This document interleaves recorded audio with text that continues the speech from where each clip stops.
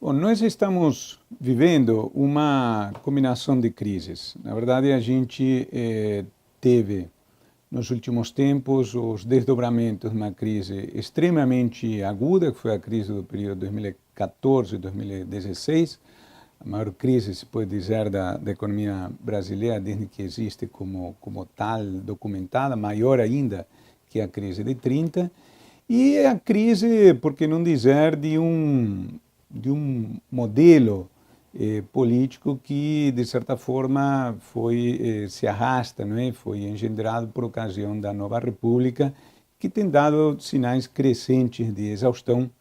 E, para repetir um velho chavão, tem sido repetido com insistência nos últimos 2 meses, mas é fiel à realidade, por isso que vale a pena repetir, a frase do Gramsci, não é? A crise consiste do fato de que o velho morreu sem que o novo ainda tenha nascido.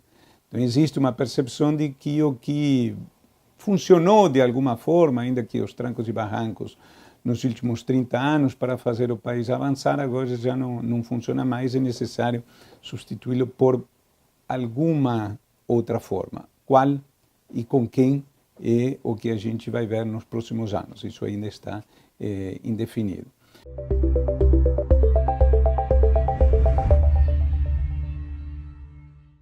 Então, essas coisas se combinam, mas é importante para o analista tentar, na bruma enorme em que a gente está, vislumbrar um pouco o que pode acontecer no futuro. É um exercício certamente muito difícil. Hoje, quando a gente olha o Brasil 10 anos à frente, é possível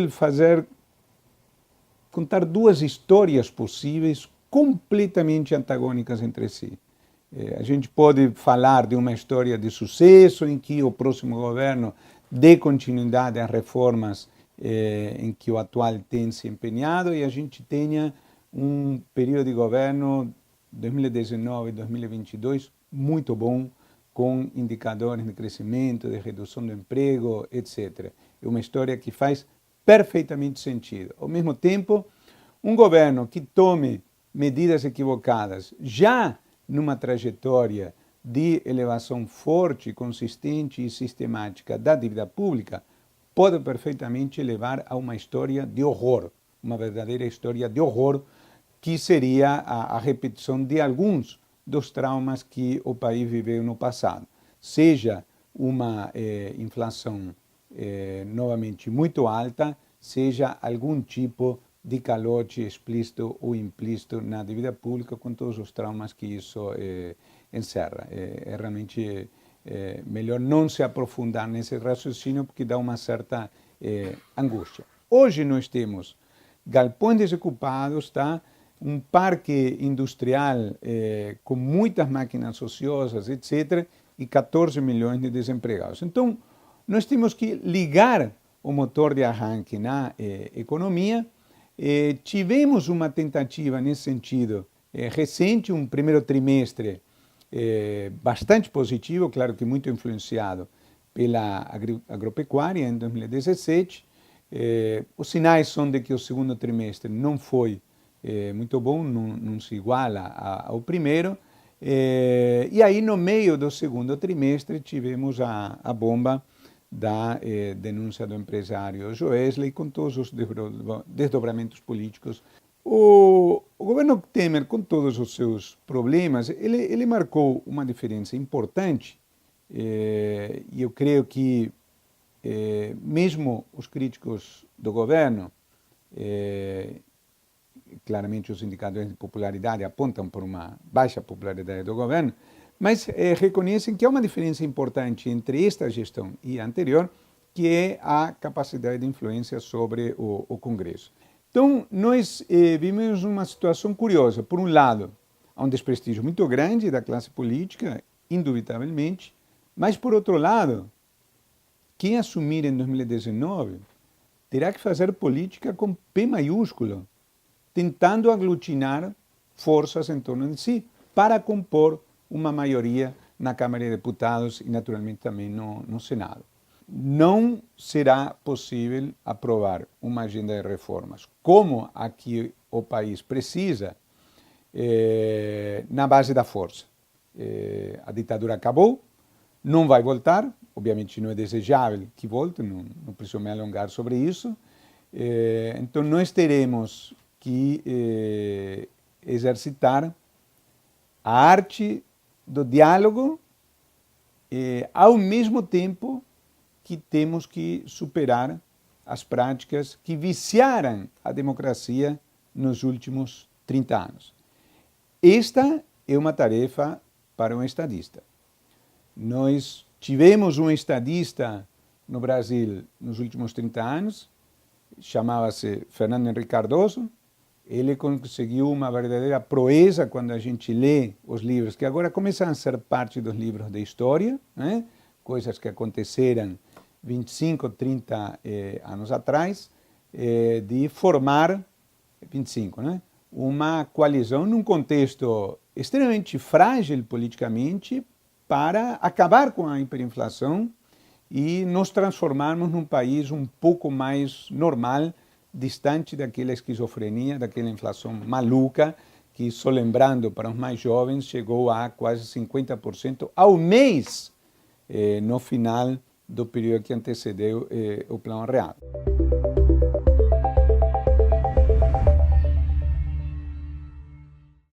Apesar dos pesares, em que pese a extrema gravidade da crise, que é inegável, há um elemento muito importante que precisa ser resgatado e que indica que, volto a dizer, apesar dos pesares, o Brasil avançou. É a situação atual de duas variáveis, ou de três, que no passado, numa crise política como essa que a gente tem vivido, estariam completamente fora de controle. Refiro-me a preços, câmbio e juros, que estão interligadas entre si. Tá?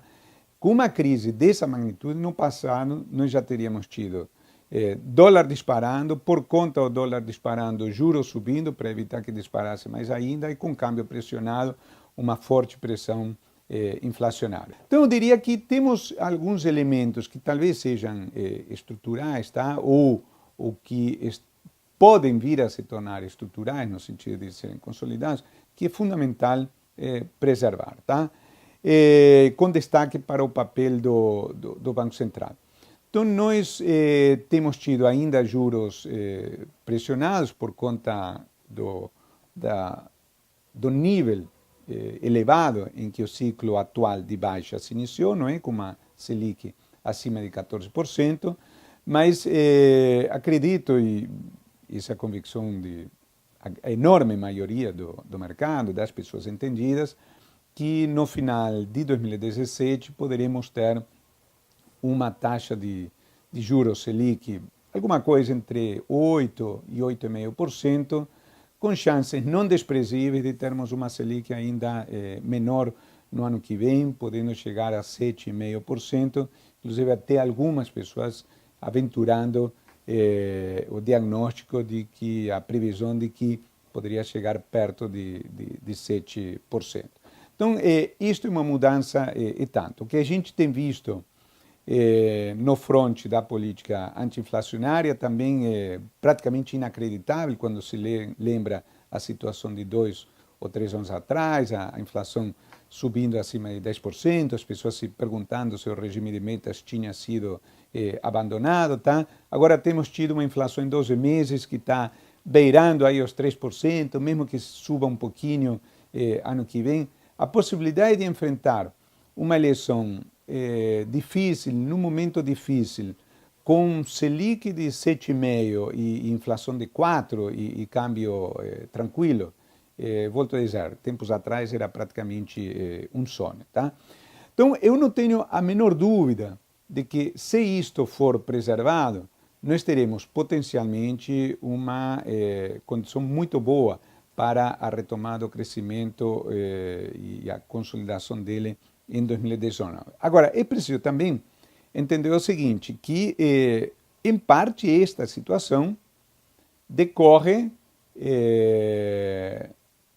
de certa forma, de uma espécie de antecipação de pagamento por parte do mercado, não é? Como se o mercado pagasse por uma coisa que ainda não aconteceu, não é? O mercado está comprando uma ideia que ainda não se transformou em realidade. Qual é a ideia que o mercado está comprando? De que reformas serão feitas, se não agora, em 2019. E claramente, a grande reforma da qual estamos falando é a reforma da Previdência.